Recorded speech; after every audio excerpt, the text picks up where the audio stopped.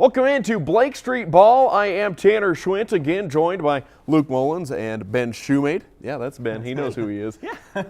We are talking about a guy that has veteran experience and a big contract and hasn't been producing. It's Ian Desmond. I mean, he's been at that point where you've got to keep playing him, especially for the amount of money that you're paying him.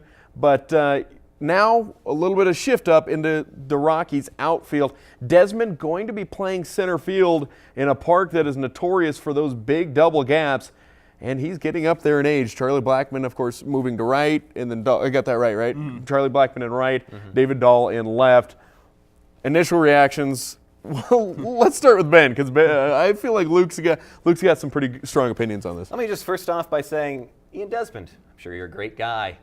Love having you around. We're paying you too much, but that's neither here nor there. I don't think it's wrong to say that this season Ian Desmond could be the Rockies' most valuable player.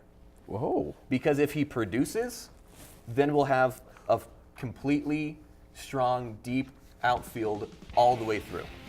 If he doesn't, then we'll run into problems. And if we have that completely solid lineup, top guy through the bottom guy until we get to the pitcher, and if Germán Marquez is pitching, then the entire lineup. Oh, come on. Yeah. Something like that. He was the only player with the 300 average and more than 60 at-bats last season for the Rockies. So, anyway, that stat aside, I think if he can produce well, then that will be the thing that takes the Rockies from probably competing and going back and forth with the Dodgers for winning the National League West and just hand it to the Rockies. Because if the other guys in the team can do what they have done and Ian Desmond can play the baseball we know he can and has the ability to play, we're the deepest team in the National League West, without a doubt. So here's the thing about Ian Desmond. I actually agree with everything you said. I don't hate Ian Desmond. Ian Desmond is a good player. He's been a good player before. He has talent. He has veteran experience. He's a good leader to have around the clubhouse. I feel like there's a major but coming. He's struggled with the Rockies, but part of it is he hasn't quite lived up to the expectations. And there's two parts to this. Okay. And one part is, of course, the contract that he's getting. The other part was he's playing first base.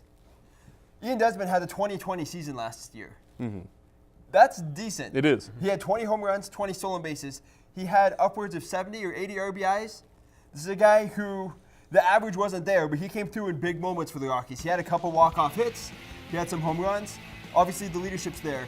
A couple problems that he's had was grounding into too many double plays. He hit the ball on the ground way too often. He struck out a lot. Mm-hmm. You saw him guessing on pitches where it just seemed like he wasn't in the game. If he gets that straightened out, if he can hit in the 270s, if he can hit in the 270s, get 20 home runs, 20 stolen bases, and the 70 or 80 RBIs, that's going to be a good season from Ian Desmond, a guy who's going to bring the leadership, a guy who will have solid defense. It's not going to be Billy Hamilton in center field. Mm-hmm. But when you can have that as a center fielder instead of a first baseman, that's a good stat line to have from that guy. And then you put that in the lineup, not hitting in the middle, but hitting towards the bottom. That's not a bad season. Well, and I tell you what, the biggest thing for the Rockies is that you don't like variables. And right now, with Daniel Murphy taking a step in, you're going to have a variable at second base. You're going to have variables in the bullpen. You want to minimize the amount of variables. If Ian Desmond can't succeed in center field, you don't have to worry about Ramil Tapia stepping in and trying to take over the everyday type role. Some of those guys, I mean, because they're going to get enough, there's going to be injuries out there. Charlie Blackmon's getting older. David Dahl does not like to stay healthy. So there's going to be plenty of opportunities. My thought process on Ian Desmond is that if he can be slightly above average out there, be strong on the defensive side, you don't have to bat lights out this year because of the addition of Daniel Murphy's bat. That's going to be huge in the lineup. Then you're going to do the Rockies a service, and they know what they're getting. So he doesn't have to be that MVP, in my estimation, and still have a very good impact. Yeah, but I agree with what Ben said. If he does have one of those seasons, if he hits more than 20 home runs, if he drives in more than 70, 80 RBIs, if he can hit over 270, we could beat the Dodgers because of Ian Desmond. He could be the guy. It's going to have to be one of those swing players, right? Yeah, it's going to be one of those.